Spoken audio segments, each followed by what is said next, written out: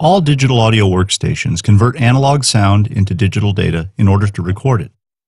After conversion, the digital waveform shows up as discrete steps. Using more steps and using deeper steps gives you a more accurate waveform. This is why using higher sample rates or bit depths results in higher quality. So far, so good. But what happens when you have to convert to a lower resolution?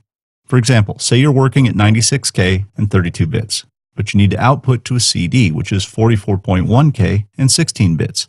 How do you fit all of the high-resolution steps into the new format?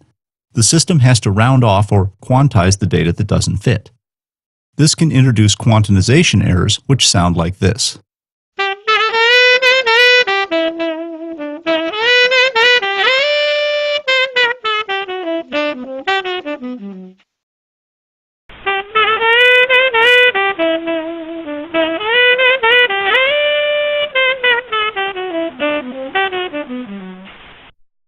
Solving this problem is where dithering comes into play.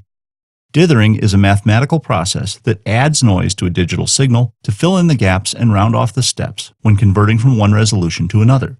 How well a system makes this conversion is what sets world-class systems like Wavelab apart from more average platforms. But how can adding noise make something sound better? It works because adding carefully shaped noise smooths out the quantization errors. This allows the human ear to hear the music and not hear the noise.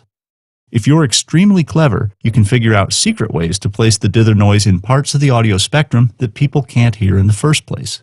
And you should always make sure that dithering is the very last step in your signal chain. Another great plugin included with Wavelab 8 is the brick wall limiter. This ensures that the output level will never exceed a set value.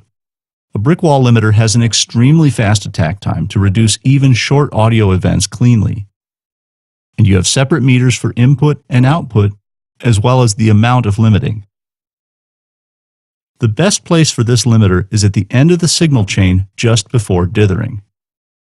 The threshold control ranges from -20 to 0. The brick wall limiter only impacts signal levels above the threshold. This is one of the primary differences between a limiter and a compressor. The release control determines how long it takes to return to normal after the signal falls below the threshold. Auto mode should work well for most situations, but you may want to experiment with the release control for certain effects. Activate the link button if you want the limiter to use the channel with the highest level for analysis. Otherwise, each channel is analyzed separately. Finally, the Detect Inner Sample Clipping option allows the brick wall limiter to detect and limit signal levels between two samples. This prevents distortion during the digital to analog conversion.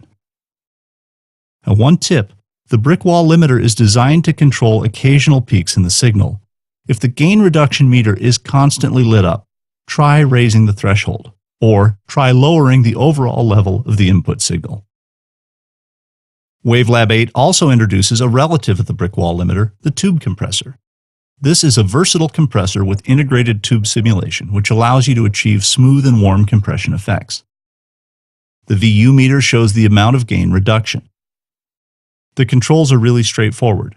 Drive controls the amount of saturation. Input determines the amount of compression. And the higher the input gain setting, the more compression is applied. The limit button bumps up the ratio for a limiting effect. As with any compressor, attack is a key parameter. Attack determines how fast the compressor responds. If the attack time is long, more of the initial signal passes through unprocessed. For example, the attack control is important when trying to reduce the pumping in a mixed bus compressor.